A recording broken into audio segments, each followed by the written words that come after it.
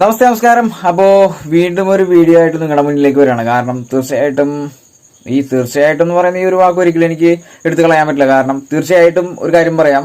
അതായത് കഴിഞ്ഞ ദിവസങ്ങളിൽ വിവാദ വിഷയമായ ആസിഫ് അലി പ്ലസ് രമേശ് നാരായൺ, തീർച്ചയായിട്ടും അവർ തമ്മിലുള്ള ഒരു വിവാദ വിഷയം, അതിനെക്കുറിച്ച് പറയുന്നതിന് വേണ്ടിയിട്ടാണ് ഞാൻ വീണ്ടും വന്നിരിക്കുന്നത്. കാരണം ആ ഒരു വിവാദത്തിന്റെ ഒരു തീ കെട്ടടങ്ങി എന്നുള്ളതാണ്. കാരണം ആ ഒരു വീഡിയോ വീണ്ടും ഞാൻ എടുത്തിട്ടപ്പോൾ ഒത്തിരി ആളുകൾ വന്ന് എന്നെ ആക്രമിച്ചിട്ടുണ്ട്. കാരണം ആ ഒരു പ്രശ്നം കഴിഞ്ഞതല്ലേ, വീണ്ടും എന്തിനാണ് കുത്തിപ്പൊക്കുന്നതെന്നൊക്കെ ചോദിച്ചിട്ട്.